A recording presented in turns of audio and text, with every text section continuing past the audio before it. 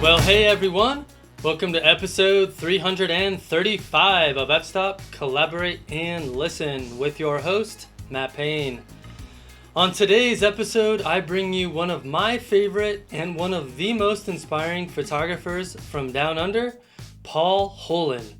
Paul is well known for his mind-blowing and evocative aerial photography and his YouTube work, but today we learn so much more about his personal work that, quite simply, left me so inspired and full of hope for mankind. I hope that today's episode will leave you all feeling energized to make a meaningful impact on your communities. Okay, let's get to this week's episode with Paul Hoelen. All right, Paul Hoelen. It's great to have you on the podcast. That is the first time in my life I've been introduced that way, Matt Payne. So we're breaking ground already. Yes. I mean, I wish I could take credit for it, but you gave me the idea and I just ran with it. Well, so Paul, first of all, thank you for having me on your YouTube show that you guys do over there in Australia. That was really fun to do that with you guys a couple of years ago now. And I'm sure we'll talk more about that whole project later in the conversation here. And also, it was really awesome to give you my money when you won our aerial award in our inaugural year of our competition in LPA. Straight out of your bank account, Matt. Thank you very much. Yeah, you're welcome. It's gotten put to good use, I'll tell you that. Oh, good. Well, so Paul, for people who haven't heard about you before, why don't you go ahead and tell us a little bit about yourself? Oh yeah, that $1 million question. So, name's Paul Hoelen. I have 4 passports from Dutch father, American mother, born in New Zealand and live in Australia and become a citizen 23 years ago. I live on the beautiful wild island of Tasmania on the bottom southeast corner of Australia. Closest place in the world to New Zealand, funny enough, where I was born when I was off to see the world, ended up here. I'm a full-time working photographer for a long time now. I've been shooting maybe 25 to 30 years. I shoot just about every genre under the sun because I thrive on diversity and I love travel. Probably most known for my landscape work and particularly work from an aerial perspective. But as you'll learn through the show, there's plenty of feathers in the cap, so to speak, and hopefully will continue to be so. I love diving in the deep end on new things, and I really thirsty to grow and evolve, and I love the way working across different genres can feed into that. Nice. And Matt said to say, eligible bachelor. Oh, I got you, Matt. Yeah, you beat me to it. And no kids that I know of. Okay. I see. All right. Well, so real quick, Paul, it sounds like you could literally live anywhere in the world. Why Tasmania?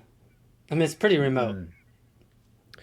Yeah, it's funny that's actually quite present on my mind, Matt. I've only been back sort of 48 hours from a 5 countries and 5-week trip to all new places, and it's kind of like, this place is pretty cool. Well, that's pretty nice. And having the benefit of all these multiple citizenships as well is pretty helpful for Europe and the States. And I have lived in the States. I was very, very, very close to moving my whole life to San Francisco. I did live there on and off twice for a year or more.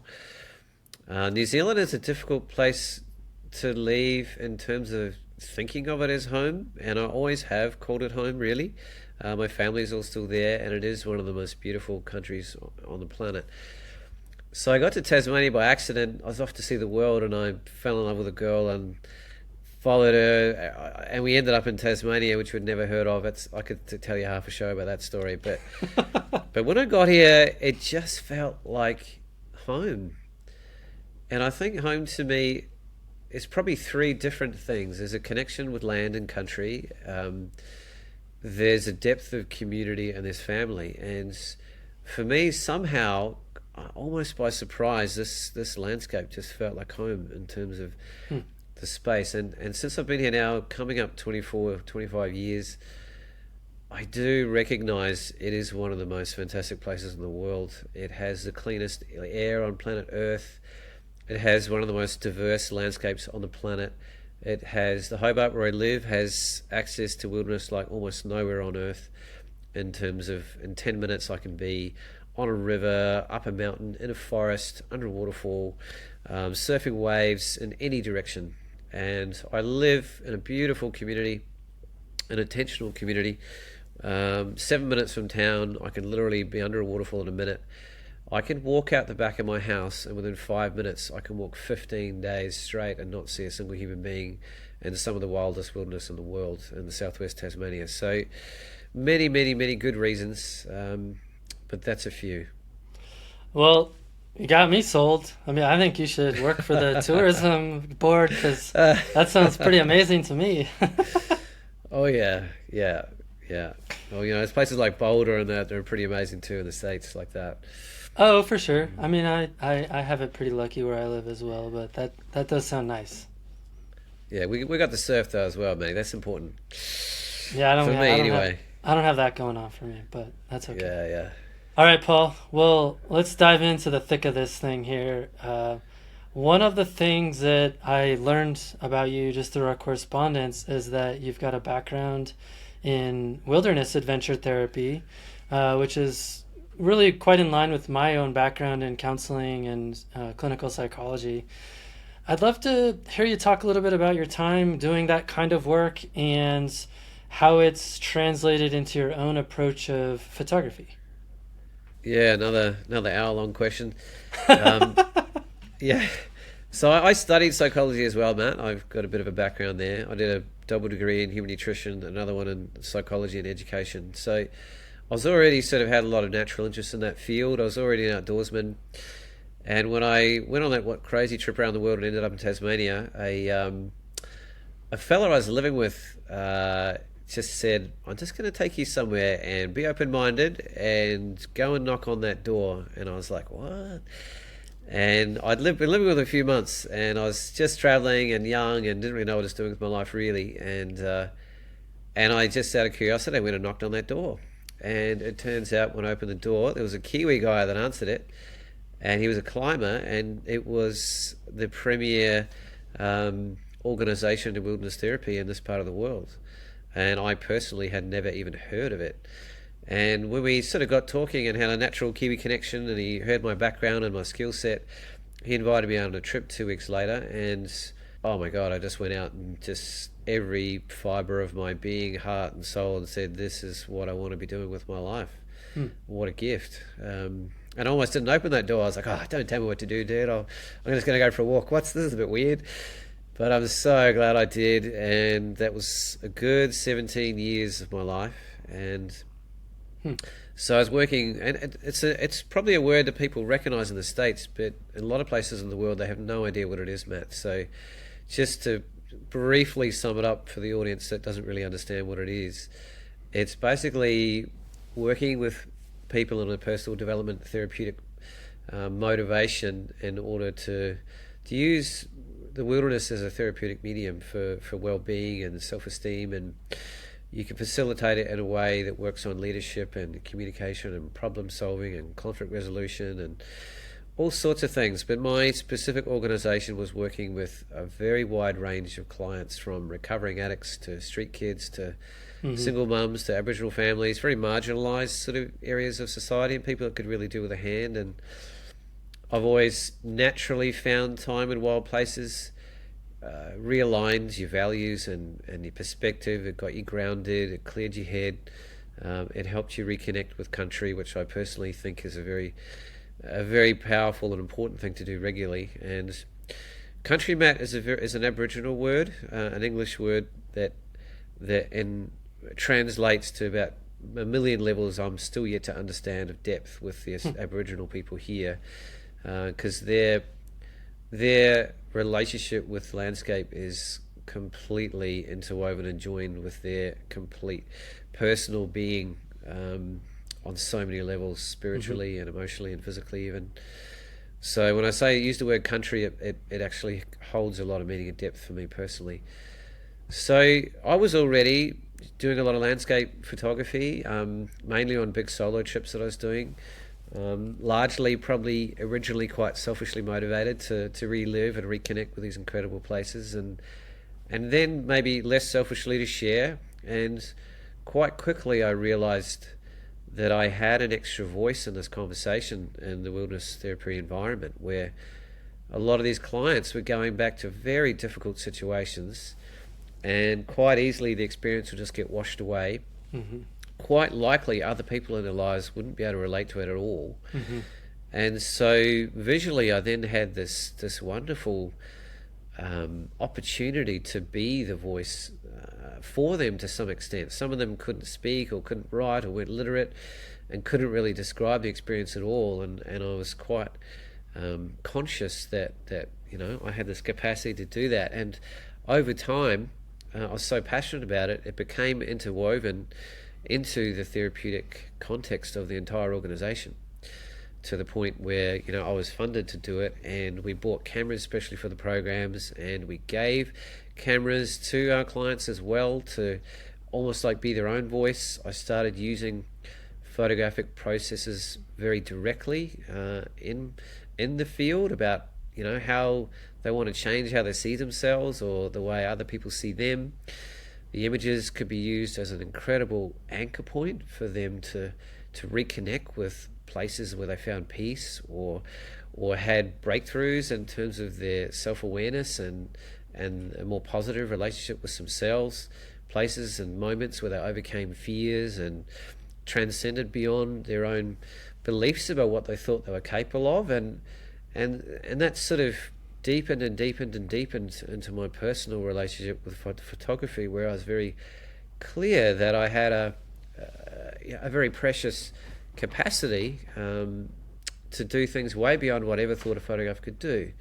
Mm-hmm. And that has kind of woven through my life kind of ever since. I'm just thinking of a quote that I came up with the other day, and it's sort of a guy called Mark Denman came up with it. Everyone owns a camera, but to be a photographer you must understand, appreciate and harness the power you hold. And that probably took me a good 15-20 years to sort of wrap my head around that, and as we get through the show you'll realize more and more that's a lot of what motivates me in and around seeing photography as a tool to do a lot of wonderful good in the world. As you were talking, I was really curious to hear you maybe briefly talk about what one of those interactions, or maybe summarize what one of those interactions with one of those clients would be like, in terms of, okay, you've got, you're giving them a camera, you're showing them how to use the camera, but then more importantly, you're using it as a tool for them to kind of deeply explore issues in their life. And I'm just wondering kind of what that exchange looked like between you and the individual, in terms of talking about the images that they're creating and helping them dive a little bit deeper into their own psyche or their own issues through the images that they're creating. I can think of two sort of quite different examples, Matt. One was very direct. I was with a very adult group of drug and alcohol rehab clients, and they were actually, if I could be a little bit biased, probably my favourite clients, because I just felt like I had so much to learn from them. Mm-hmm. And these people had been down deep, dark holes, and they were, finding the space within themselves to climb out. And they were fresh and vulnerable and courageous, kind of all at the same time. And they were really trying to change the way they see themselves, and at the same time the way the world sees them. And some of them were out of jail and had criminal records, and so the way the world saw them was actually significant in terms of them re-engaging with society in a positive way, because they'd been heavily labelled, and so they had to push against their own as well as maybe society's judgments in terms of how they're viewed. And so I studied a lot of what's called narrative therapy at one stage, and I'd literally, as we went through, I wouldn't be I'm very subtle about it originally. I didn't approach every trip as like, here's a camera, go for it. It's the main tool we're using. It was more sort of reading the room and who was kind of had a natural affinity for it, who naturally felt drawn to that voice, and then becoming a little bit more interactive with it and come along side by side. Oh, do you want to show me what you've captured so far? And what's the photograph that you found that gives you the most peace? What is the photograph that speaks to your relationship with this landscape you're in? What is a feeling that comes through that you picked up on this trip you haven't felt before? And how could you maybe bring that more into the conversation as we're out in the field over the next few days, and then right down to the point where let's do a photo shoot together where we're actively and consciously creating something you want to come home with and share with the world. Using metaphors like, how do you want to see yourself now? What would be your ultimate vision of how you'd like to be seen by the world? And using the process of taking images as a therapeutic process. And I learned a little bit from a guy called Jesh DeRox. He's a Canadian guy, and he kind of specializes in weaving very, very therapeutic aspects into regular photography in terms of portraits and family shoots and all sorts of things, in terms of subtle ways that you can guide people together and get them touching when they naturally are falling out with each other in the family, or quietly whispering things in people's ear about what they could speak to in their partner's ear that you knew there was trouble with. Or so I'm quite aware you can be a little bit sort of facilitative about the process. I think another one that and then quite often those images were then displayed or celebrated afterwards within the organization or for themselves. Probably the most powerful one was maybe the last trip I ever did, and it wasn't the last trip because I wanted it to be. The politics and bad timing shut the organization down after 33 years of being the most successful of its kind in the Southern Hemisphere. But the last trip I did was with a very amazing group of people that had a lot of physical and mental challenges. A lot of them couldn't speak, or certainly couldn't write, or certainly couldn't share the experience with anyone post-trip. So, being right at that stage of my career where it was very heightened to me that how powerful it could be, I took on a very, very direct role of being the voice. And I start up every night hooking up the laptop to the car batteries and putting stuff together and doing these deliberate shoots and really delving deep into each one's personal journey about what their great fears were, or what their dreams were, and how images could translate to representing that, or giving them the opportunity to share those boundaries that they pushed past, and the fears they overcame, and the dreams they were living. And I organised for the entire organisation and all the parents to come back early, and a 2-hour early pickup, and on the last day of the trip, literally straight off the bus, just piled everyone in, sat everyone down, didn't say a damn word, put them up on the screen on a half-hour show, and there was not a single dry eye in the room. And it shook the whole organisation to the core, because all of a sudden they were witnessing their clients they'd known for years doing things they never thought they were capable of doing, never thought was possible to do collectively as a group. And they were just like, oh my God, we've got to rewrite our programs, we've got to expand what we've got running here, we need to redesign our individual kind of dynamics we have with each of our clients, we need to maybe get some people with different skill sets. And just that 25-minute slideshow basically had a massive transformative impact on the organization as a whole, which then of course translated into their daily lives, and the way their parents saw them and their family members saw them, the way they saw themselves, was just blown out of the water. And it's probably the single most powerful example I can think of in that particular job, because it was so deliberate and intensive and directed, and a lot of it happens, I think, in ways that I would never have seen in the back rooms, and a year later when they pull out the photos and have some tears, sharing it with family when I'm not there, or there's a lot of what happened was unseen, and this was probably one of the most powerful examples where I literally got to see it in action. That's awesome, man. Well, I would love to kind of explore that a little bit deeper in terms of what that has meant for you, because I know you've talked a lot about meaning and purpose in photography or through photography. How have you arrived at your purpose, and how might others follow in your footsteps?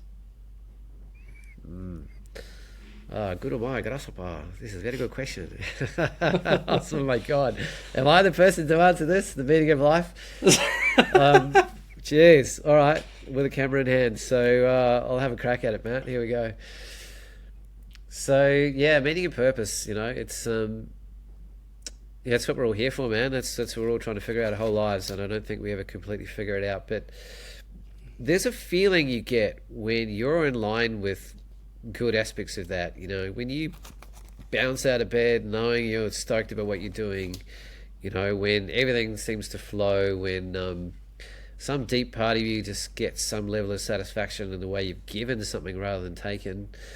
They're little cues and signs. I did a lot of looking in the mirror when I was younger. I did a lot of, probably early on psychoanalysis through psychology, and through time a lot of more deeper personal reflection.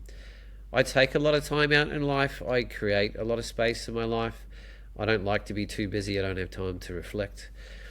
And I've worked really hard on getting to know myself, I guess, and which is not always an easy or fun thing, especially when you're looking at things you're not super stoked or proud of, or potentially even ashamed of, and it happens to all of us.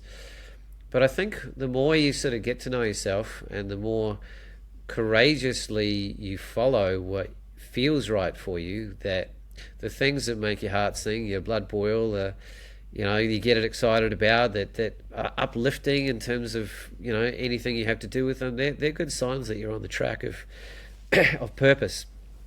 And to me, I guess a lot of what defines purpose is kind of like the moral compass of the values that you've grown up with, or that you've taken on. To me, they're a great guiding force in everything we all do, whether we're conscious of it or not. And by taking ownership of some of them, by aspiring to some, you can use them to guide the decisions you make in your everyday life. You know sometimes what the upper path is, or what the easy path is, or what the path is that has the most integrity, or or even is going to challenge you the most to grow. And by committing yourself to being willing to evolve and to grow and to move forward, that helps you makes your decisions in your everyday sort of and bigger picture life as well, I guess. I got a couple of quotes here I had in mind when I was thinking about it. The Carl Jung one: "Your vision will only become clear when you look into your heart. Who looks outside dreams, who looks inside awakens."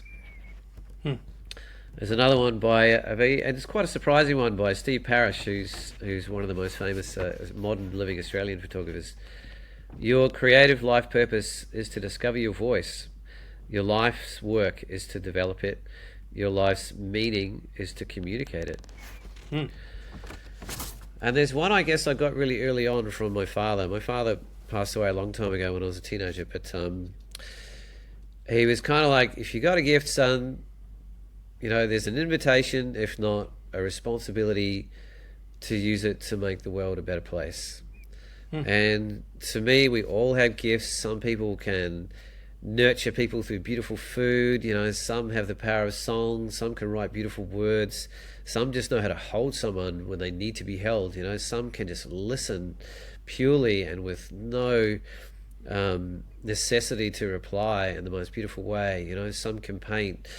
Some can run. Some are amazing athletes. We all have gifts that aren't necessarily on Instagram or translatable really obviously visually, but I think if the more, it's funny how much joy you get when you give for those gifts, and how much comes back in your life, expected and unexpected, when you do. And I guess, as I've already alluded to, photographically, I started learning quite early on, and partly guided by my own kind of willingness to look at myself and grow, and also my career and supporting people to do the very same, and becoming very conscious and deliberate with how photography can have a role in that. That is just woven through my whole life, and there's not any time I lift up a camera now where that's not present on one level or other. And that purpose could be just to put a tiniest smile on grandma's face in the corner, to saving an incredible tract of the planet, to fighting global warming, to supporting culture and dying languages. I've done all sorts of things, and I will continue to do so, big and small. And I don't think, it can be a bit overwhelming to try and take on the big, and to me the small can have just as much positive ripple effects as the big. And so starting small on your everyday world, now in a time where photography has the most accessibility and capacity to touch people in the world like never in history by a million miles, I work with kids as well, still to this current day, Matt, doing the same thing with wilderness therapy camps and using photography as a tool to connect with themselves and country. And most of them just have iPhones, and I just say that little object in your hand, you can touch the world in a day. Yeah, You know, it's as absolutely. simple as that. You can. That's never been the power that you can wield is unbelievable. You know, if you choose to use it with good intent and positive purpose, it's incredible. And a lot of them are like, oh, and then when you follow it through, even on a practical level, look, it's quite astonishing. So when people look at me with a big camera and they go, "Oh, I just got this little phone," I just shake my head and go, "Really? Do you know what that thing can do? Like, it's unbelievable." It's pretty good, yeah. Well, so Paul, I feel like there's probably some people listening that are like, that all sounds great, but like I just want to take pretty pictures and I want to get the bangers for Instagram, and like that's what gives me joy. And I'm just curious, like, why do you think it's important to consider how your photography can help make the world a better place, and maybe what's your approach in doing that? Yeah, I guess it's a little bit of a legacy from my father, from that early quote, I guess. Mm. I mean, I can write. Unfortunately, I can't sing. I can kind of dance. I mean, I've got other skills, and I don't see photography as the singular medium that I can, you know, create positive impact on the world. And sometimes I need to pull it all back and just, look after myself today. It's all a bit overwhelming. It's all too much. But I think if you, regardless of what medium it is, if you don't have purpose and meaning in your life's pretty hollow, man. And I think people know it to some extent when what they're striving for is more for external validation than it is for internal growth and well-being. It's I wouldn't say it's a dead end, but it's a filler. It's almost like a time filler, and eventually you're going to feel that gap. And I think we all, well, I'd like to think that most people can feel that.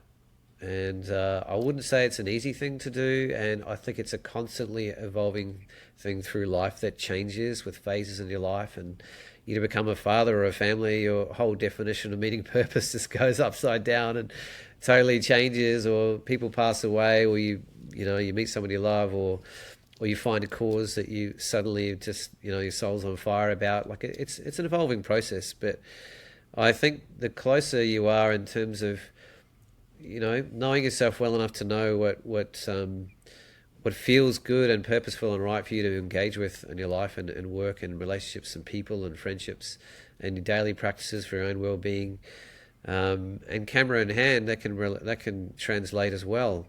Like I travel with a camera all the time, and it's a wonderful tool because I've been in countries where I don't speak the language, or I'm sensitive about what's going on, and I don't have any money or form of exchange, but I've got a camera, and images can transcend language, culture, religion, gender, socioeconomics. They can just speak beyond, and they can be a beautiful gift and way to meet people and share with anywhere in the world. And so I treat that as a little gift I have in my handbag, that I pull out.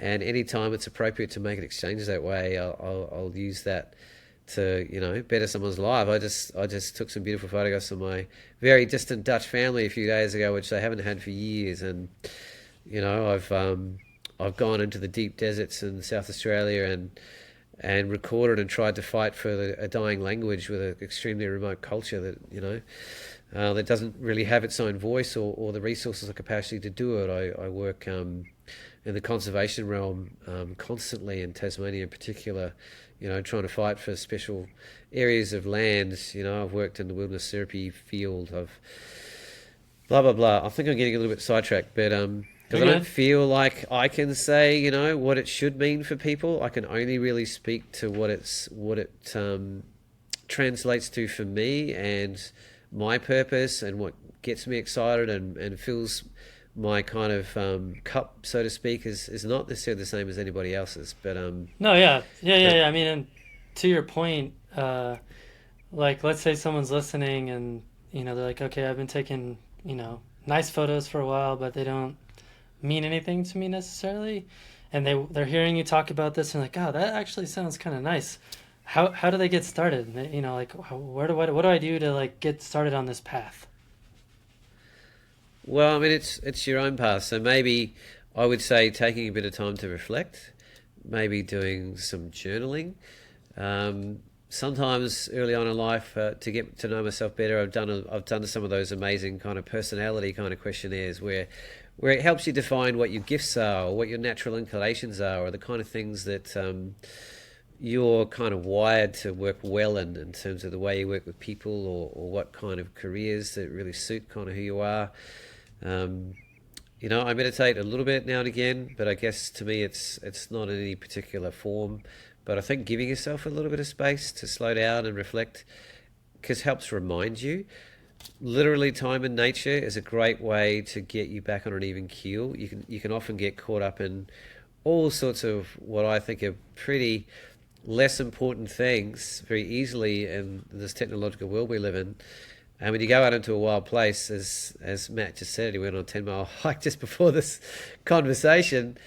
Like, nature doesn't care how much money you have, or how many likes you have on Instagram, or how big your bank account is, or it doesn't give two rats. Like, it's sort of, and it's quite refreshing to go out there and realize all of that can just fall away, and the other things that are underneath that are probably more important start sort of filling in that space again, and having room to have their voice. And I think by allowing a bit of space, it lets that happen. I think creative processes like painting, writing, song, cooking, whatever it may be, create a little bit of room in your being for that sort of stuff to come forward as well, to get out of your head a bit more. Um, I've even done some counselling work, or life coaching work, to get a lot of more clarity. I even won a course in astrology once, which I thought, what? And then I just out of curiosity went and did it for 12 weeks, and it was freaking amazing in terms of understanding myself and what my natural strengths and weaknesses were, or tendencies. And I was like, yeah, right. And people around me. So there's lots of different ways I think you can explore. And in terms of applying practically, if you want more purpose in meaning in photography or any medium, is think about what's important to you in your local life, in your local community. What if you see something on the news that's a cause that really speaks to you? Reach out to the organisation, or offer some images you already have in your library to a cause. Or if there's something local going on, maybe join in, or offer to come out and take some pictures. Or if you've got friends or people in your community or in a club you're already in, that are already aligning towards a certain cause or purpose, joining together can be so much fun, because it's not overwhelming, or you can't sit there thinking, oh, what can I do? I'm just this little ... person. Then collectively you can wash some of that away, and just use the collective energy and momentum and the wider skill set, and you'll probably just grow through the process anyway by bouncing off people. And as we'll get to, collaborations are a huge part of my life now. Yeah, I mean, do you want to go there?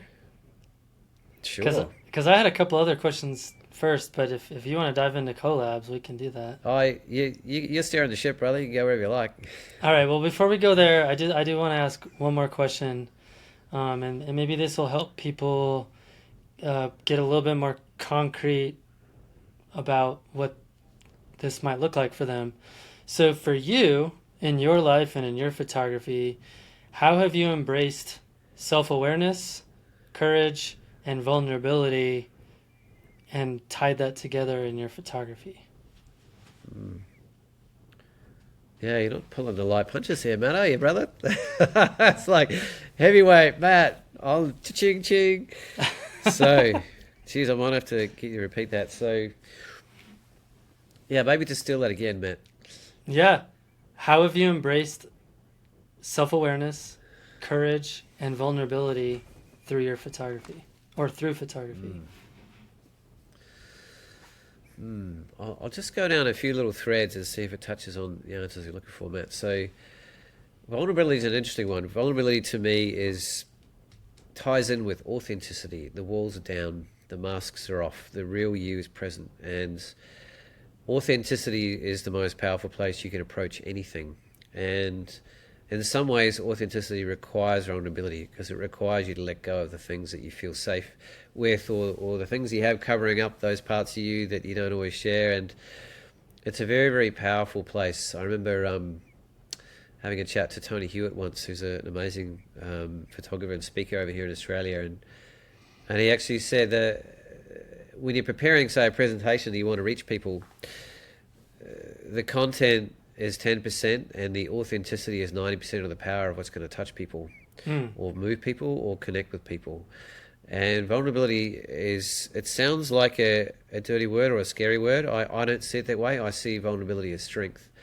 I see it as a position to move forward. I see it as a platform to grow from. Without vulnerability, it's hard to do any of the above because you're taking the Yeah. easy road, or you're playing it safe, or you're not asking much of yourself, or it's not requiring courage. And courage and vulnerability do go hand in hand. So I guess courageousness in my life comes from, that thirst to grow and evolve. And the vulnerability comes from taking on things you're not good at or have no idea or could potentially fail at, which I've done many, many times.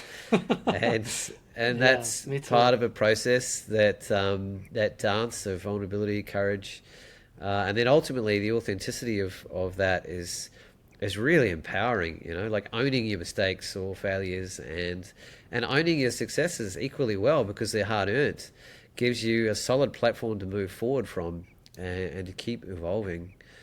I think sometimes I put myself in front of the camera because I feel like I need to remind myself of what I'm asking of other people, because I do feel like in portraiture it's a very, very intimate thing that you're asking a lot of people. And I feel like you kind of need to lead the way a little bit. And if you're going to do really powerful portrait work, you need to offer something of yourself. Hmm. You can't ask someone to go somewhere you're not already leading or already offering. So quite often I'll have a camera down for a long time before I'll even pick it up if I'm doing some really powerful portrait work, and I'll offer a lot of myself so I can meet and join with people on a level that I'm hoping to then capture in camera. Um, so that's a few small, I guess, scratching the surface examples, Matt. I don't know if Yeah, that's no, kind of that's good. answering your question, but yeah. I feel like vulnerability is like the great equalizer, especially when it's human to human interaction, because Mm, it's like a signal to the other person, like, hey, I'm letting my guard down, I'm inviting you in, which in our animal brains, that's like, oh, I can feel safe. I feel safe with this person, and then they will do the same thing, and it really leads to powerful interactions and things of that nature. But I also mm. think you made a really good point in terms of how vulnerability can help elevate not only your interactions with other people, but also just in your professional life in terms of presentations or even how you approach social media. I mean, that's the main thing I see people failing in terms of vulnerability is they put on this facade, this fake kind of personality that's Put on the like, show. yeah, and it's like I can always Da, da, da, tell. da, da, da, da. Look at my perfect world. Oh my god. Yeah, and like I Um, don't know about you, but I'm always like, yeah, that doesn't seem like a real person. we notice how it doesn't touch you either. It might be eye candy, but it doesn't touch your soul, man. Yeah. You've got to offer some of your soul to touch someone else's soul, and that's just how it works. And that requires courage and vulnerability, and ultimately the balance of the two, authenticity. Yeah. And it's a powerful, beautiful space to come from, and not a place you can always maintain. It's not always, safe to be vulnerable. You want to be discerning to some extent as well about where and how you do that. And I think those boundaries are really important. And you learn hard lessons around that through your life Yes. and work and relationships and that kind of thing. But yeah, I guess the way I operate in the world is very I guess there's a word congruence, Matt. It sort of means a little bit about being the kind of person that what you see is what you get. Like when a person's being truthful or of integrity or operating from a very real, genuine place, and you feel safe around those people, and you gravitate to those people, and you feel comfortable working with those people, and the more you're aware of that, the more you naturally feel like you can move into that place yourself. So I'm quite conscious about who is around me in my life and what kind of workplaces I'm working with. And professionally, when I look back on some of our earlier parts of our conversation about meeting purpose, values. I make a lot of very deliberate decisions about the businesses I work with and the organizations I align myself with and the people I photograph for. And I don't mind grabbing a bag of rice for a few days if my only opportunity is one that feels totally out of integrity. I'll take that stance, and I have many times. That being said, I've only got one mouth to feed, so it's a little bit easier for me, you could argue. But That is a yeah, that is a phrase I've never heard before, but I totally understood what it meant. like hole in one hole, and I'm still figuring out what that means, mate. That one, you're gonna have to just figure that one out on your own, Paul. Yeah, right. Yeah. Well, along all these same lines, I would love for you to tell us about your Men with Heart project. Yeah, I could do a whole show on that itself, Matt. So I'll try and summarize it. But when we're talking about authenticity and vulnerability and courage, this project is woven through the entire fabric of every part of its being. So for 23 years now, I have been in a very privileged position, being the only person allowed to photograph for a wonderful community of men in Tasmania. And every year, the Tasman organisation runs a deep, beautiful personal health and wellbeing retreat for men. And the organisation is bigger than that. Like, there's men that are involved in creating policy for government, for and suicide prevention for men in particular, health and wellbeing in general. Very, very skilled, capable men that hold wonderful positions in the community. But most of the photography I've been doing has been within the bounds of these confidential, therapeutic, sort of safe, fun gatherings they have every year for about 4 days, where there's usually a theme that explores an element of masculinity that is worth looking at or becoming better at, or just fleshing out a little bit more. Like No Man's an Island might be a theme, where addressing how men are pretty good at isolating themselves and crawling into little shells and aren't very good at sort of, not being okay and speaking out to the world. Another one might be like Dancing with Fire. How do we deal with anger and other things in our life in a positive, constructive way as men, as a culture? And it's sort of, the work was done with a great level of sensitivity, obviously. It was a deeply therapeutic space, which is partly why no one else was ever allowed to photograph. And I had to build up a huge amount of respect and trust to be able to maintain that position. And I had to commit never, ever, ever to show any images ever in the world. Full stop. And after 15 years, I was like, wait a minute, this is one of the biggest bodies of work in my life, and possibly the most powerful and potentially world-altering. I hear that, but can we have another conversation? And Bray, we took another 5 years of conversation and a bit of a change in leadership in the organisation for the community to be ready to say, you know what, as much as this has beautifully served our community in terms of, reinforcing, the relationships and the special moments and the anchoring of these amazing experiences I've had in these gatherings and the transformations I've had, and the safety of that by knowing those images would never be seen outside of that, there is an incredible resource here, probably not much in the world, to be honest, not over that length of time, of that level of depth and sensitivity on a professional level. And wow, how could we use this to, this voice in the world? We're right in the middle of the Me Too movement at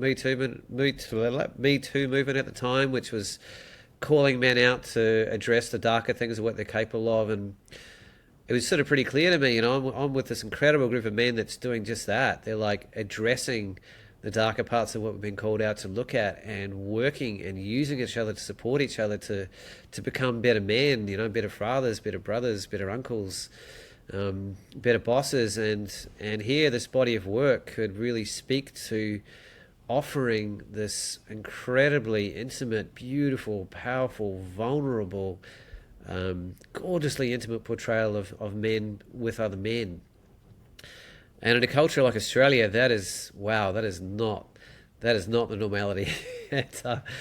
There's very much should be right, mate. Just have another beer. I don't really like talking about that funny stuff, mate. Yeah. And there's this wonderful humility to Australian culture, but there's a real harshness of humour and distancing between men, where it's really not okay to be vulnerable. and vulnerability has been seen as weakness. And I think it's been massively to the detriment of our entire society.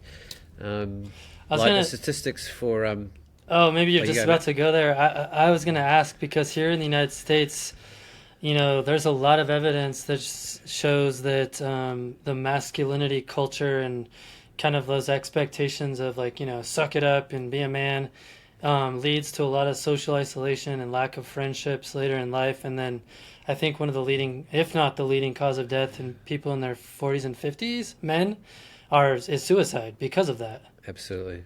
That's exactly where I was going. So there's like 10 men a day that take their lives in Australia, and that's 6, 7, 8 times more than women. And so, and really to me, that's with a counselling background and a fair bit of experience in the realm, it's clear to me personally that a lot of that is to do with they haven't learnt or been modelled or know how to navigate the realms of the heart. They don't know how to express themselves. They don't know how to deal with anger or depression or grief very well. And, they're prone to isolation, and that leads to overwhelm and separation and loneliness. Hmm. And ultimately, they don't see a way out of it. And represents the absolute antithesis of that: connection, community, deep emotional work. Vulnerability, open-heartedness, free emotional expression, feeling safe. And these spaces have been transformative for me personally. I couldn't do this work and I couldn't create those images without being in the middle and doing that work myself, because that is what's built the trust in the community. Because I've bared my soul and my heart and my grief and my pain and my love and my joy alongside all these men, along with them. So I'm not an outsider. I'm not someone. I've even led the gatherings, actually. One year I put the camera down and spent half a year designing and literally leading it, to challenge myself and grow. As I said, walk the talk in terms of, what avenues can I take that are going to help me grow as a person and a man. And, personally, Matt, I lost my dad really young. I don't have any brothers. I never had any grandfathers. I'd gone before I was born. I got a couple of cousins in the world that I didn't meet till I was 40. Like, there's no men in my life, and that was from a very young age. So, how do you figure out what it is to be a healthy, well balanced man? You've got movies and books and Yeah. Instagram. It's kind of like television. It's not the greatest whirlpool of values and morals, man. Like, No. but what else have you got? So these men have become my brothers and my uncles and my grandfathers, and I'm old enough now that I'm mentoring some of them as well. And as part of the process with the men, this once a year thing is there's splinter groups of men's groups that operate all year. Like every week or two they meet, and just in whatever way, shape or form that suits them, whether they go out for a beer or whether they play golf or whether they sit down and chat, or there's no rules. It's, but there's some very skilled men and some very beautiful principles around listening and listening for the sake of. Here's an interesting one. Like, it's a great skill to listen purely to understand rather than listen to reply. And listening to reply means your own story is caught up in the listening. Oh, yeah, I feel that, or I want to share that, and it's just as much about you. And listening to understand is just about being there for someone else. And it is not an easy skill to learn or maintain, but it's one of the more powerful tools that we learn in the men's work. So ultimately, this body of work we got a big community arts grant, and I went through 30,000 images over 20 plus years, and really, even though I'm the photographer, the work is not mine; it's the community's, and everything that has happened with that work ever since has been woven through a process to get the blessing from the community and committee and people. I don't even do most of the curation. It was men and women and kids and focus groups and committees and boards and all sorts. Like I had a say in it, obviously, but I don't see that as my work, even though I physically created it in the moment, through my own, and obviously my own filter is going to influence what comes through. But so it's been an exhibition that's travelled all around Tasmania. We've had 5 exhibitions in Tasmania, I think, over a year and a half. There's more than 10,000 people have been through the exhibition physically. It just had a big one in Melbourne. It's about to head to South Australia in about 6 weeks. And the idea is that when the exhibition is presented, it's presented as the images. It's presented with the words, spoken words of the men in the images, with poetry or something that they speak to about that image that really, open-heartedly expresses what was happening there for them. There's these beautiful in-depth 13 video interviews that travel with the exhibition that are all about men's work and how it's impacted their lives, the challenges and the joys they've had from doing it. So basically, we're trying to create all these bridges across different mediums that are going to be able to, which means that pretty much anyone who comes who relates more to spoken word or video or imagery or written words that they can relate to. And then the other aspect of it is we actually offer experiential talking circles or heart circles within the confines of each exhibition with skilled facilitators. And It's quite amazing who comes and they get a real life experience of what it means to be in a safe facilitated environment where you can drop the mask and be real and find an authentic, sort of vulnerable, safe place, only by choice, obviously. They can just listen if they want. Mm-hmm. And then the other interactive aspect is we've invited everybody who comes, if they are moved enough by any singular image, to write their thoughts and feelings and place it with that image. And then that is built up, so we have hundreds and hundreds and hundreds of kind of interactive parts, and that becomes a part of the exhibition. So it becomes an interactive communal exhibition, and that I hope will travel all around Australia, and wherever it goes in different places outside of Tasmania, we invite the local men's community doing good men's work to come together and rally around the exhibition and support it and host it and be the facilitators for those talks and allow men's groups to come in or do walkthroughs with schools or get the community involved in any way, shape or form they want, because it's a wonderful spark and it's a very moving exhibition, Matt. Like I've never seen so many people in tears in my life, like moved to tears with anything I've seen in my life anywhere. And obviously I'm quite involved personally, but that's my literal experience. It's one of those age-old things, an image can just transcend words so wonderfully and just reach a place in people that it's difficult to do any other way. That's beautiful, Paul, and I'm very impressed and inspired. I think anyone listening, hearing you talk about the work that you've put into this project and, hopefully the impact that it's going to have, not only on the people that get to see the exhibition and go through that experience, but then hopefully, I'm assuming the goal is for that to have ripple effects out into the world in terms of having people reach out to people and develop relationships and be more vulnerable with other men and things of that nature. So I think it's an incredible undertaking you've done. Well, I think it probably is, at this stage of my career, one of the great legacy pieces. Like, this is way bigger than me, Matt. It's so much bigger than me. And hopefully it'll be around way longer than me.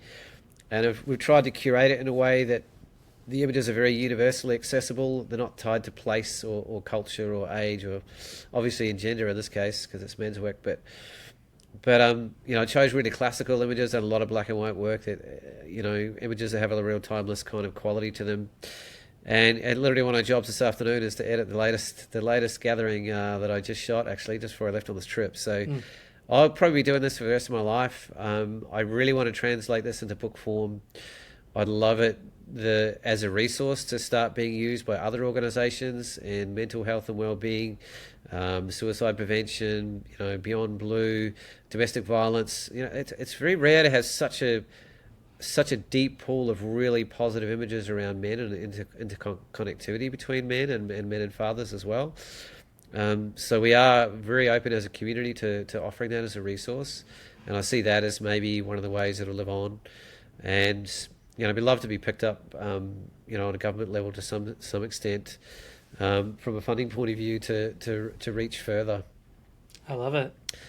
If you want to see anything more about it, there's a website called tasman.org.au, and there's a section on Men with Heart in there. You can read a bit more about it and see some of the images. Yeah, we'll put a link in the show notes for sure. All right, Paul. Well, earlier you had mentioned collaboration, and I have a little quote that'll kick us off that got me to smile the other day. as soon as I read it, I was like, yeah, that's exactly right. So the quote is, competition happens at the bottom. The people at the top are collaborating. Mm. And I know that you're into collaboration as well, and I was wondering if you could talk about how that's been a game changer in your photography pursuits. Mm. Yeah, huge part of my life, Matt. Like, and easily one of the richest and most rewarding parts of my life, and in ways that I'm still coming to terms with. There's some obvious practical ways where collaboration can really, that old phrase, the sum is greater than the parts. Like, it's so freaking true. Like some of the groups I've been in, with a beautiful purpose that I felt overwhelmed on my own, all of a sudden became achievable in a group. And with the shared resources, the wider skill set that we have, the finances you can reach into, the context that you have, the reach, and just the energy and motivation in a collaborative process. When you're falling down, someone comes in and picks up the flag and carries on for you until you're ready to take your turn again. So momentum could just carry on, and man, there's so many things I've been a part of. I'll share a few if that's appropriate. Yeah, yeah, please do. A really fun one I started on with about 10, 12 years ago in the conservation realm, because conservation is a huge part of the culture of photography here in Tasmania, particularly landscape photography. We have one of the greatest histories of landscape photography anywhere in Australia. And it's a huge part of the landscape, as it were, of the culture of photography here in Tasmania. And Yeah, I thanks lived, to Dombrowskis, I guess. yeah, well, there was many men before him. Peter Davoskis and Olegas Johannes were right at the pivotal point of sort of making that um, a deep, powerful reality of how images can be used to alter policy and at a government level and save huge tracts of land. Peter lived literally 5 minutes up the road from my house, and I was literally at my opening exhibition and he passed away in 1996, just before I got here. And Chris Bell lives just around the corner from him, who was one of his mentors, and Rob Blakers lives 60 seconds around the corner on that way, and Grant Dixon another 60 seconds the other way. I'm surrounded Oh, by wow. a lot of the greatest working landscape photographers in this part of the world. Yeah. It's almost like the neighbourhood, Matt. So I think we're the greenest suburb in Australia, South Hobart, quite literally and physically, as well as socially and politically. So that really influenced me when I got here, and as much as I was doing landscape photography for my own reasons, I hadn't really put it into the sphere of the wider world until I got here. And over 25 years, that's been a really big part of my life ever since. And so one way, Bob Brown is a exceptional figure in the political community over here in Australia. He was a senator in Parliament for 38 years. He was the first openly gay senator in Australia. He started the Greens Party, and he was very, very close with Peter Dravoskis and Olegas, and used a lot of his work, and actually was one of the people that nudged Peter pretty hard to offer his work into the campaigns to save the Franklin River in particular, which became the momentum that began the Greens Party in Australia. Hmm. And imagery was a huge part of those campaigns. And ever since has been woven through the fabric of their organisations that I'm still engaged with myself. And a little bit further now, so I've done a lot of work with Bob and his foundation, the Bob Brown Foundation. And one of the things that a fellow photographer, Dan Bruin, came up with is one of the ways you can tackle conservation is, let's do all these horrific photos of burnt forests and all this stuff and really, the nasty forestry people and blah, blah, blah. And I'm a little bit more of a positivist person myself. I'm more into the dangling the carrot than whacking the stick sort of person. Some way to put at it with my art and other things. So somebody came up with the idea of Tarkine in motion. And the Tarkine, or Takaina, is an area in the northwest of Tasmania. It's the largest tract of temperate rainforest left in the southern hemisphere of the world. It has more documented sacred Aboriginal sites than just about anywhere on the planet. Has 60 semi-endangered species on some level. Has the cleanest air on planet Earth. It's a phenomenal resource for the whole planet. And it's an integral part of my life to take people there and to do what I can to conserve the place, because it's 95% covered in mining and logging leases.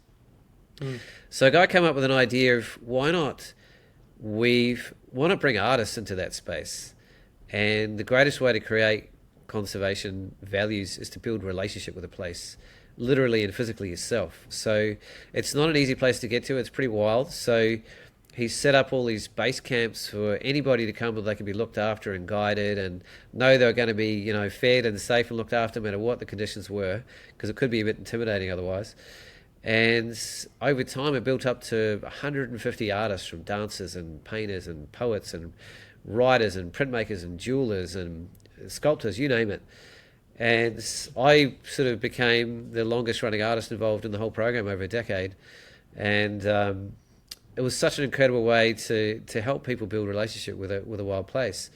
And then the idea is to come back and people create these incredible multimedia exhibitions, and then come up with their own collaborations across different mediums, and the ripple effect around Tasmania, around the world, with the messaging is so positive and personal and intimate and beautiful, and most importantly, very accessible.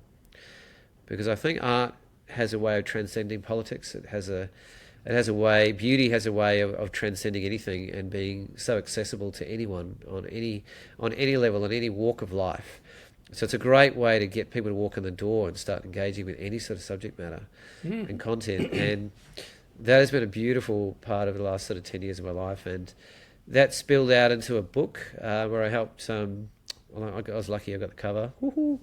And about 20 images in a book called Tarkine Trails, which actually addressed the very fact we realised it was so wild and quite inaccessible to a lot of people, as we created a guidebook, a very, very in-depth and beautifully made one, that offered that bridge into all the different ways and places that people could camp and walk and ride and hike and kayak and drive through in any way, shape or form that suits their abilities.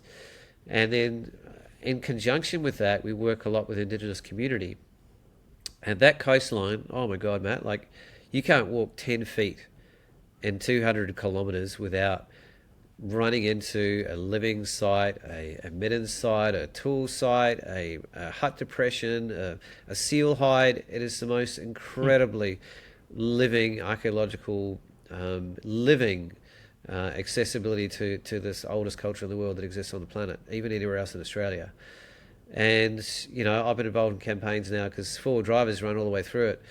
And they go for those living sites because it gives more grip for their tyres, and they just, you know, destroy tens of thousands of years of culture in a few seconds. And so a lot of my imagery has been used in campaigns around that. I did a film last year with a bunch of my friends, Luke Sharkey and Andrew Phipps, through Bob Brown. We flew us out with some Aboriginal elders, and we documented and filmed and interviewed them out at all these beautiful sacred sites in super remote places.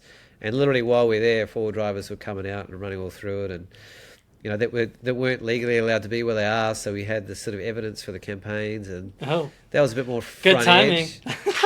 Yeah, good timing. We translated some of that into a book called Takina, Country Culture Spirit, where we offered the voice of the elders of the community to help people understand about the living and real relationship they have with that part of the world. Because a lot of people don't believe there is a Tasmanian Aboriginal culture, Matt. A lot of people believe they died in the late 1800s. And that's actually, I've actually been places in the world where they literally believe that. But you know, culture's alive in language and in art and in song, in ceremony, in values and stories, regardless of the gene pool, you know. And I guess the other really big one of late in the last 7 years is I co-created a group called the Light Collective, and basically started looking around at who were the sort of top up-and-coming guns in the landscape photography world that were willing to push the boundaries, and we inspired each other. And about over half a year, we sort of mainly inspired by Ignacio Palacios. He started the whole thing. He reached out to me, and over half a year, we got Adam Williams and Ricardo de Cunha and Luke Austin, guys together that had similar value system and similar kind of thirst to grow and evolve as image makers. And you know, what can we do? Our initial motivation is to push each other, regardless, and to grow and evolve. And we could all do that just by being who we were. And then as we spent time together, we got a little bit more focused, and we moved into projects of high conservation value. Like let's use our voice collectively to do things we couldn't do on our own. Mm. And we're up to the third project now, which actually is going to be the Tarkine, funny enough. Which I'm looking for, and we're halfway through that. COVID put a bit of a stinker on that. And we go out with a filmmaker, we create a book, and we make an exhibition that travels around the country, and we've done that a few times over already. The last big one was called Black and Blue, and it was about climate change in Australia, and we used the Great Barrier Reef as the largest living organism on the earth, and the juxtaposition with the coal mining industry, which is a symbol of basically the other side of the conversation. And we called it Black and Blue Coal or Coral, and it was very much about making choices and exploring the big question of how do we find a sustainable balance between our growing energy resource needs and the well-being of our great natural ecosystems, because they are becoming very, very much at odds. And this is one of the most visible examples in the world, with the reef being the largest living structure on Earth being half gone. And one that's very accessible to the world, and in terms of visually and quite undeniably from a science point of view as well. And that we got invited to a TED talk to speak about that, about the power of art to influence and conservation. And we've had some wonderful ABC sort of documentaries, and so to sum it all up, it's an ongoing part of my life. I'll talk a little bit later about another project I just released a couple of days ago that's along those lines. But as you can see, there's a consistent kind of element of conservation, be it around culture or landscape or language, that's really important to me. And if I can find ways to still make a living and be involved on those levels, then I will till the day I die, Matt. And it seems like the kind of the secret sauce, the thread that runs through all of this is collaboration. Yeah, particularly at this stage. I spent 15 years shooting on my own. I don't think I even looked at a photography book. Never looked online. I didn't learn or get excited or evolve into photography with anybody else's influence, other than art or music or whatever was around me in my natural life. So I do have a very personal and deeper kind of motivation and fire, I guess, that is not influenced or impacted by things outside me. But since then, and we'll probably move into that conversation, the community that I've been involved with and the community in Australasia around the AIPP and the NZIPP has had a huge impact on that. And it now shapes me in different ways, and in really good ways that I like. But I'm strong enough, I guess, at my core, because my initial relationship with it was so personal that I can keep the integrity of the line that I'm going at pretty well. Yeah, let's talk about the photography culture and community in Australia and New Zealand, because every time I hear all of you Aussies talking about it, it's way different than anything we have here in the United States. And I mean, there might be something similar in Europe, like the GDT or something like that, but in the United States, it just doesn't seem to exist. And I know we have way more people, but still. So tell us a little bit of, yeah. I mean, so, tell us a little bit about, like I hear like, oh, I'm a master NZIPP or AIPP photographer. And like, we don't have anything really like that here. Well, I'm a grandmaster. You know what I mean? Like, what does that even mean? And what is involved in all that? Yeah, so I've talked a bit about the local influence, I guess, in community here in Tasmania. There's a group called the Nature Photography Tasmania that I'm part of, which is all those guys I've spoken of already, and that is a big influence. But a totally different sphere has been the national bodies of photography in Australia and New Zealand. And I'm always looking for an excuse to go home to Aotearoa, to New Zealand, and to see my whānau, my family. And so I naturally gravitated to engaging with their community as well, and being a citizen of both countries, that's pretty easy. But I joined the AIPP first, and that's the Australian Institute of Professional Photography, which, to cut a long story short, now actually no longer exists as of a year and a half ago. And that's a whole story in itself. So we currently do not have an overriding body in Australia, but that was running for a good 75 years. And they took on the battles for copyright for Australian photographers, and they created a platform for national awards, and they started building up a cumulative award structure. And that's where those terms come from, Matt. So if you're consistently awarded at a national level by the top judges in the country every year with fresh and new work, normally it has to be shot within a year or two to keep the integrity of something moving forward in terms of constantly challenging yourself to evolve. And a very, very open, I would say, one of the best judging systems in the world. And I've judged quite a few competitions around the world in the last 15 years. And one that's constantly evolving. So there's nothing perfect. It's artist judging art. And there'll always be contentious elements to that. But over time, the cream rises to the top, I think, to some extent. I like to think in terms of somebody consistently producing, world-class work. And that accumulates literally as points. And they've had that at a state level around Australia and a regional level in New Zealand, and then that graduates into a national level competition. And over time, you build up enough points to become an associate, and then beyond that, it might take 4 or 5, even 10 years to become a master. And then it's master 1 bar, 2 bar, 3 bar, 4 bars, 5 bars, 6 bars, and then grandmaster, which I got about three years ago. So my friends call me Grandmaster Pooh Bar now, or Grandmaster Flash. It's a bit of a joke. I think kind of got Hoelen sounds way cooler though. Grandmaster Hoelen Flash. There you go. So it could make a new rap song. So it might take you 20 years to get an acknowledgement like that. Like that is not something that's won in a single competition. That is hard earned over a long, long period of time. So as much as it's not an academic award in terms of, study at a university, it's within its own sphere, it has a fair level of credibility. It's not without its own controversy, and there's other photographers that don't engage in that. But what it has meant to me is it has offered this whole realm of community to me that I never was a part of before. And I've judged every awards in Australia multiple times around every state, and I've got a bed and a place to stay all around Australia. I've got people to borrow gear off and go on trips with and refer work to and from. I've got mentors in different fields. I've sat by and literally been challenged by some of the greatest living photographers in the country in every realm and every genre, arguably. And I've been pushed as a judge in particular to really deeply understand visual communication on a level that I never really applied myself to before. I've learned a huge amount about visual literacy. I've had a platform to push myself.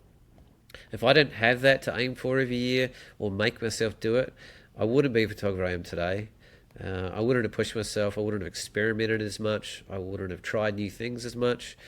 And I wouldn't have grown anywhere near. So it has actually, not necessarily very consciously at first, become a beautifully impactful part of my life. And very sad to see the RPP go down. There was a bit of politics, bad timing, mismanagement. I'm not the person to speak to that. But the New Zealand one is live and well. I was over there judging the New Zealand Awards last year, and that is easily one of the most beautiful communities in the world. They're so close, so supportive, and they push themselves really hard as well. It's just a wonderful environment and melting pot to just accelerate your growth, I'd argue, and be part of a community, and also have their support as well on a professional level. If you're having issues with copyright or illegal issues come up, you've got people that have the background and knowledge and resources and the clout of a national organisation behind you as well. So there's a big push for them to accredit people professionally. That was controversial in a lot of ways, and I don't think it worked perfectly, but I really appreciate the intention. So I don't know if that answers your question. You can get double grandmaster, but I think that takes another 20 years. But I don't know if I'm sitting my laurels, but after reaching there, I'm kind of like, I don't know if I need to keep going on that regard. But right. It's maybe to help sell some workshops. I don't know, but that personally means a lot to me because I know it's 20 years of my life. It's 15 years of my life. It hasn't come overnight, and it's been gifted to me by my peers who I deeply respect as well, and I've grown from being around. Right. It has a little bit more weight than award-winning photographer. Yeah, I mean that's the misnomer. Like you can go in on your first day and get a bronze or a silver award and call yourself that. But yeah, you won't be calling yourself a master or a grandmaster in a hurry. Right. But yeah, it is there to use as a platform commercially or from a marketing point of view as well, and you're completely welcome to do that. Yeah. All right, Paul. Well, we have time for a couple more of those examples. I know you wanted to talk about sky dreaming, and also would love for you to talk about the Talking Landscape Photography Show. Yeah, so another sort of interaction with the community. You know, COVID hit, all of a sudden, can't shoot, can't travel, can't do a damn thing, except maybe what's in your back garden, which is a whole other conversation. So my good buddy Luke Sharkey and a mutual friend of ours, Nick Monk, decided, well, what can we do for the community? How can we keep everyone sane, and how can we travel virtually? How can we support each other through this hard time? How can we celebrate doing what we love in a way that we can do from our armchair? And we came up with the idea for a live visual YouTube-based show called Talking Landscape Photography, and we committed to 6 shows. And we're now on 109. Maybe a bit like you, Matt. That could be a bottle of whiskey sometime to figure out why we're still going. And without sort of trying, that's become a really big part of my life as well. And now I get to reach out to people like Matt, and actually we just had Sarah Marino and Alex Noriega on the show this year already. From America, and I can almost reach out to anyone on the planet who I'm inspired by or think is amazing or would love to talk to or make a connection with and say, hey man, how about it? Or woman. And yeah, it's and anything I want to learn about. We had a great AI show with Tim Parkin and Matt Palmer and another good buddy of mine from New Zealand, Jason. Just before I left actually. That's going to be an ongoing one, obviously. I listened to yours, and then you can listen to ours, Matt, and see if we. It's not a lot of crossover actually; they're quite different. Oh, good. But we go for topical issues. We look at every single genre of landscape photography under the sun, from underwater to aerial to macro to black and white to infrared to bioluminescence, astro, you name it. We look at places in the world. We do portraits of great photographers in the world, and not just necessarily famous ones like. If somebody's up and coming, we really think could use a good platform, it's wonderful to be able to offer that as well. And then, of course, any of our own journeys. The last show we did was Antarctica from Luke's 6-7 week journey, and over summer I'll be doing one of my workshop I just did in Svalbard. Funny, I just bumped into Thomas Heaton in the Husky Cafe just before he went out with all his crew on the same boat that I just went on, and I tried to pass on a few tips, and somebody just 5 minutes before the show sent me a link to his vlog of what he's already done. He must have been off the boat like 6 days or something. He's already done it. So wow. I'm going to watch that after this and relive it. So that is a free resource. We have started a Patreon years ago and never even put it up. So that basically has been a complete labour of love with no ties to any industry, no strings with anyone, and totally free of any sort of influence. So it's a very, very independent show. Bit of a conservation flavour in that we're all quite straight shooters and fairly conservation orientated, but that doesn't impact the show that much. And I think it's a bit unusual that it's live and that it's visual, and rather than, and I think in some ways our reach could have gotten bigger. I think if we were just a podcast, but and it's a bit edgy being live all the time. But occasionally it's not with the Americans in particular. We can't do it because it's 3 a.m. And then I guess Sky Dreaming. Sky Dreaming is an ongoing project. I'm super passionate about aerial photography, and it's, I don't know why or how, but it's a huge part of my life. I've done 8,500 kilometres of flying in the last 6 months, I think, or 8 months, on various projects. I just flew in Iceland about 2 weeks ago as well, actually. That was, I was gonna say, pretty touch and go. I was gonna say, Paul, like, people are gonna see your name on the show list, and you're gonna be like, all right, I'm going to learn about aerial photography, and then they're going to listen and like, they're not talking about aerial photography at all. Oh man, it's like this much of what I do. So, but it's, for some reason or other, it's been a little bit of my face to the world. I think it's partly because personally and artistically, it's one of my favorite mediums to dance in. It's sexy. Yeah. And I think in terms of pure artistic expression, and the relationship and the creativity of how I like to see the world, it sits very beautifully with me. And plus the dynamism of doing it, it's wild, it's fun, Oh it's yeah, for edgy, sure. it's Yeah. it's not for the faint-hearted, it's exploratory, and it suits me. I'm a very intuitive photographer. I'm not a pre-planner or a pre-visualizer, and you're flying at 200 k's an hour and shooting out a window, and your compositions change every second. Like, it's a totally flow state process, man. You can't Yep. pre-visualize anything, Yeah. and that just works for me beautifully, and the productivity as well. So sky dreaming is an ongoing concept, really, I guess. Dreaming being a kind of nod to the indigenous community and the way that the indigenous people of this country here have seen the landscape from an aerial perspective for tens of thousands of years. I don't know how, because they live on the flattest continent on earth. I've asked elders, and they've talked about traveling country in their dreams, and that's Huh. being how they see country, astral travel. And I also think, the key to their survival in one of the harshest places in the world has been to build up an incredibly powerful spatial relationship with the landscape by walking it so beautifully. If they don't know exactly where the next water source is or the next food source, they're gone, and they need to be able to pass that knowledge on through to their kids and through the tribes. And that's one of the ways they do it, is through their artwork. And when you look at it, it looks so much like the aerial imagery that they create. And I've been interviewed by Kuru Radio, and I've had elders say, "Hey, bro, how you know where spirit country is?" It's like I'm intuitively drawn to these special places too through my own relationship with country and creating my own art. And I do my best to get permissions and not fly over areas that are law country or men's country or women's country. Because even though you're up in the air, there's still a sacredness and a reverence and a respect that needs to be upheld in my regard.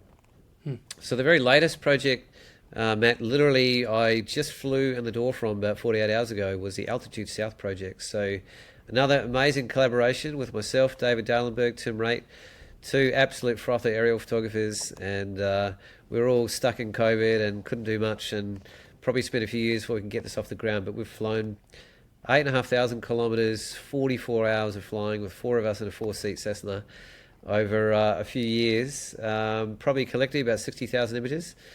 And good luck curating that down to 60, but we just did.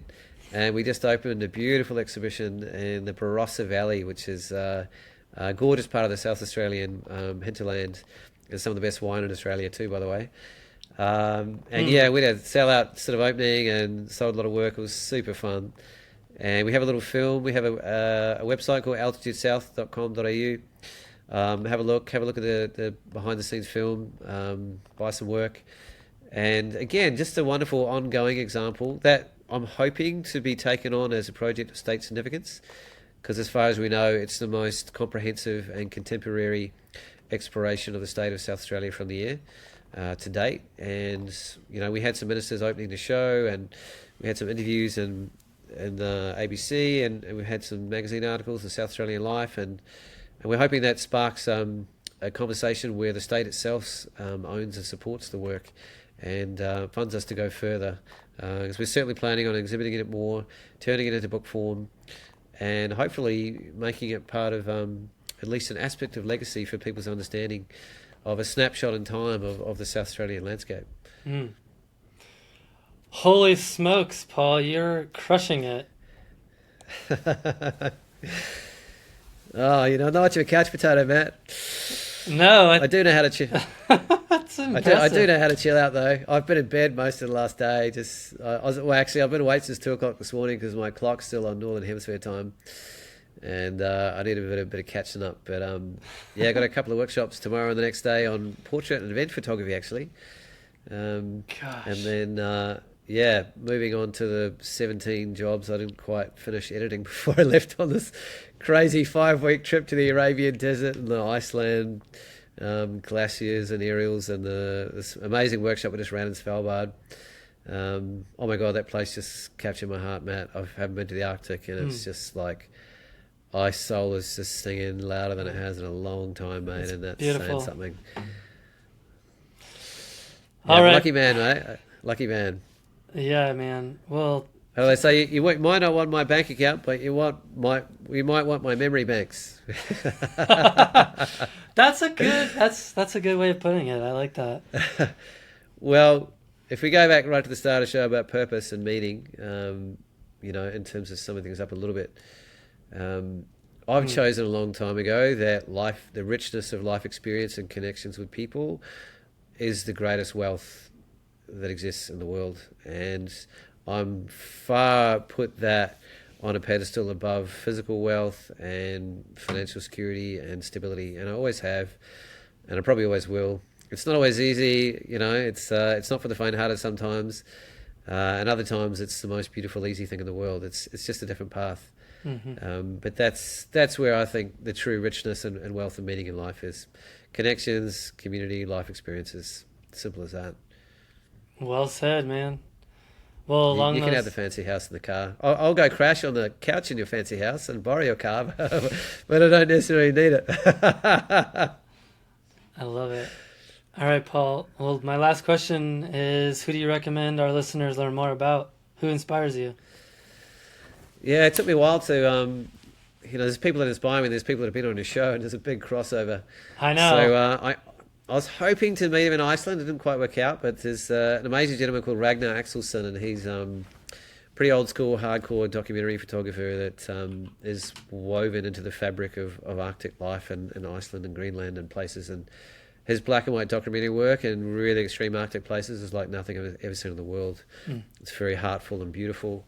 A good friend of mine, Taylor Glenn, is an extremely well-rounded photographer. I did the greatest adventure of my life with him, down 23 days down the Grand Canyon, and almost didn't come home from that one a few times.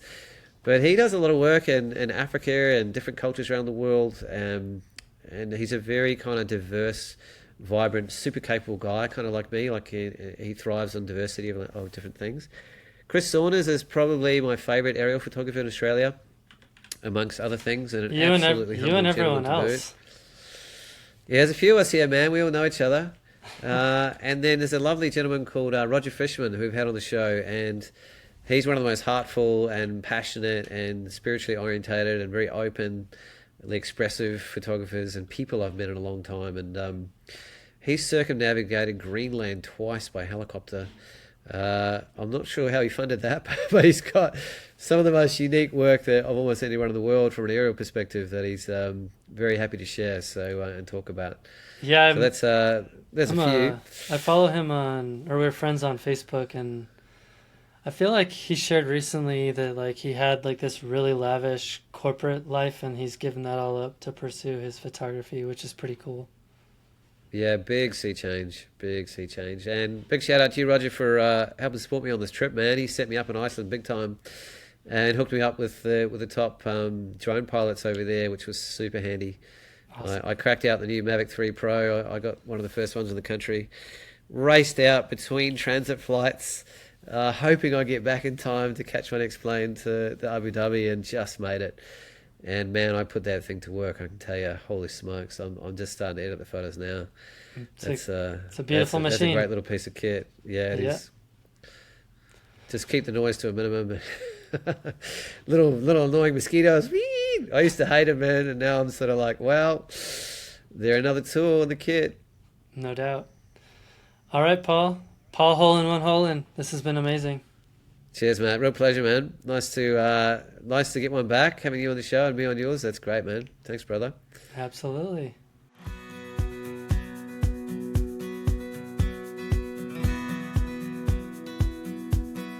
Well, thank you to Paul for the amazing conversation. Keep up the incredible work, my friend. I am so in awe of everything that you're able to accomplish. I'd love to hear back from listeners about your own projects that have personal significance. Send me a note through my website so that we can talk about it. I'd love to share your stories too. Last but not least, I would be remiss if I did not thank our latest supporters on Patreon. Patreon is a significant portion of my home's income, and so any support that listeners can provide to help sustain the show and my ability to put food on the table for my family is greatly appreciated. Thanks to Shanda Akin, Jason Coward, and Subha Joshi. I appreciate all three of you tremendously. Okay, that's all for now. Thanks for stopping in, collaborating with us, and listening. See you next week.